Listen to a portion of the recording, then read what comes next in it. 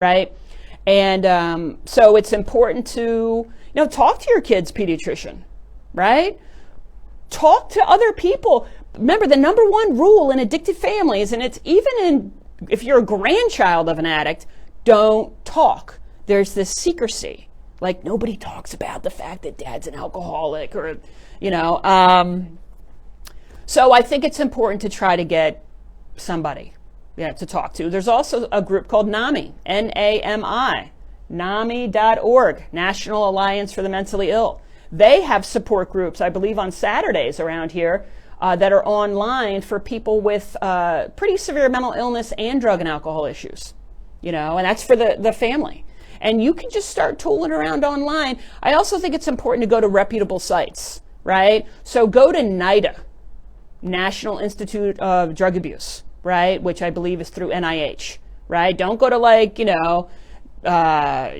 Joey and Cindy's drug and alcohol page, right? Go to NIDA. Go to SAMHSA, Substance Abuse Mental Health something Association, SAMHSA, SAMHSA, NIDA. They're awesome to try to get up-to-date research, to try to get resources, to find out where there are things for adults, for kids, for children of alcoholics to find support for themselves. So OCD. OCD is obsessive compulsive disorder. If we look at anxiety disorders, it's like there's a big umbrella, right? The most common one, and I'm not an expert on anxiety, so don't shoot me, is generalized anxiety disorder. And then it can split up into social phobia, maybe OCD, panic disorder, all sorts of things.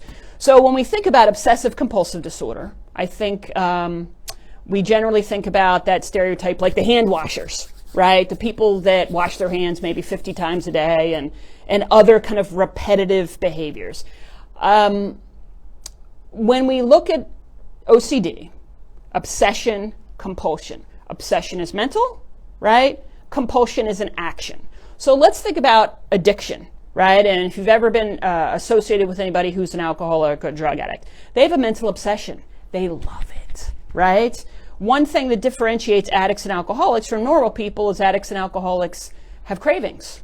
They miss it, right? They feel, they drive by the liquor store and they feel like it's calling to them. You say that to a normal person, they're like, what? You say that to an alcoholic and they're going to be like, mm-hmm, right? So they're going to have that mental obsession. They have a craving, right?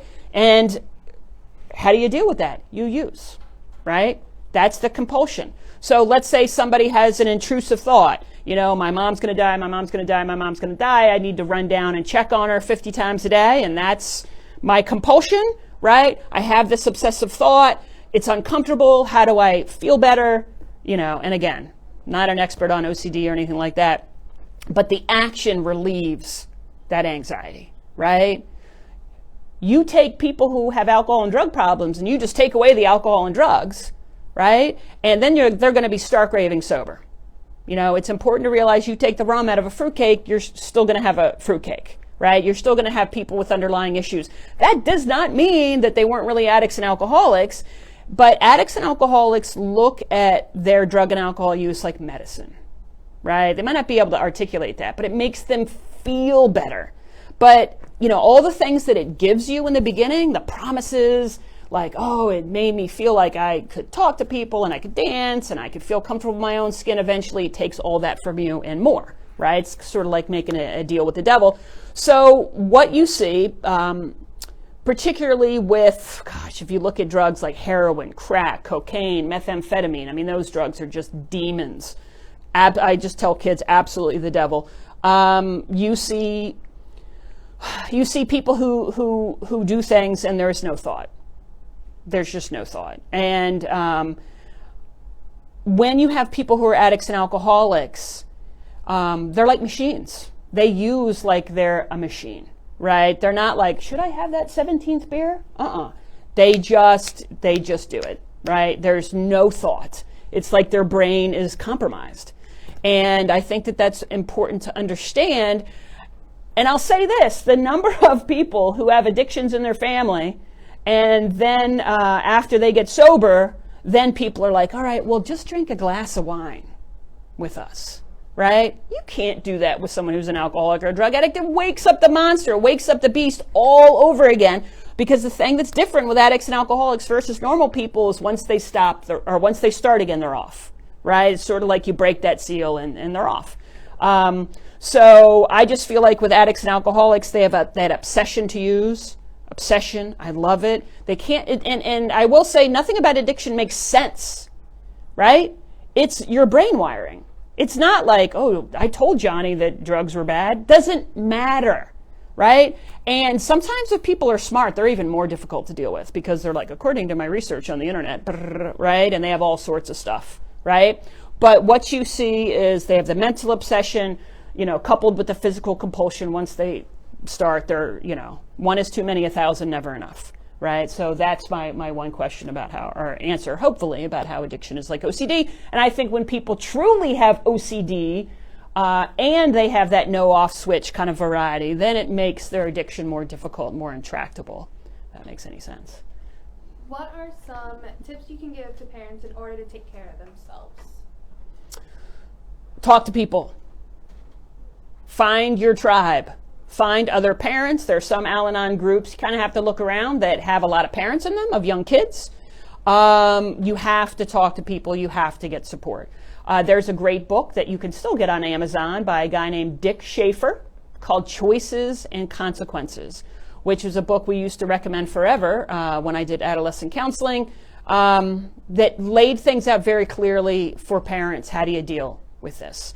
But I think it's important to not shame yourself, right? To not feel like it's somehow your fault that this person is, drinking or drugging, just like you would blame yourself if someone in your family had OCD, right?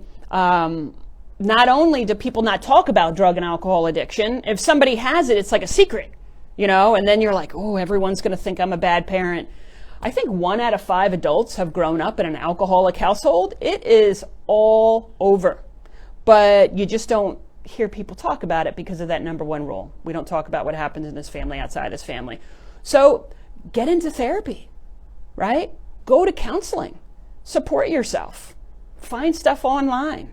Talk to other like-minded people. Trust me, they are out there. And if you don't know, just go to an Al-Anon meeting, right? Find your people there. Addiction is powerful. And it's too powerful to try to slay it one-on-one, right? Because it'll win, And also recognize that the hardest thing about drug and alcohol counseling is trying to help people who don't think anything's wrong with them, right? The denial is powerful. Why do people need to get better from something that they don't even think that they have, right? So, if you have tried with, your child or significant other to help them get sober and they're not getting sober, don't think you're failing. I mean, dealing with substance abuse and addiction is like chopping down a tree. You're not going to chop down the tree in one fell swoop. When I was an adolescent counselor, people would say, why do you even bother? Do these kids even want to get sober? And most of the time, of course not, because they were young, right? And they didn't think anything was wrong. And what we would do is our goal really was to try to ruin their drug and alcohol use by telling them what was really going on, not lecturing them, right? People who have drug and alcohol problems are stubborn. They will outlast you. They will, the last thing you want to get in is a power struggle with someone who has a drug and alcohol problem. But what we would ask the kids to do is to try to quit. Most people that don't have a drug and alcohol problem can quit. They say, I can quit anytime I want. I just don't want to. Perfect. And this will be the easiest counseling you've ever done, right? And we would ask them to quit, and then we would see how hard it was, right? Because alcoholics are the only people who, celebrate or try to prove they're not alcoholics by drinking, right? And most people don't wonder if they have a problem. I mean, I could say to the staff here, you ever wondered if you're addicted to crack? You ever wondered if you're addicted to pornography, right?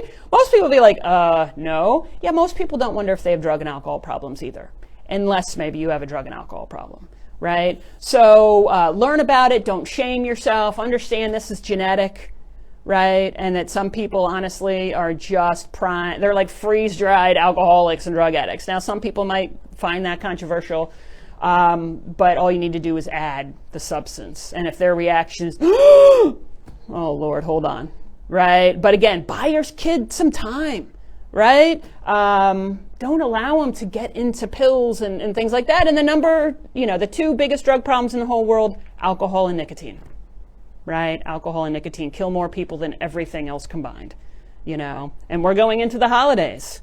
And people have been stuck in their house anyway. I know some alcoholics say the holidays start before Thanksgiving and end after New Year's.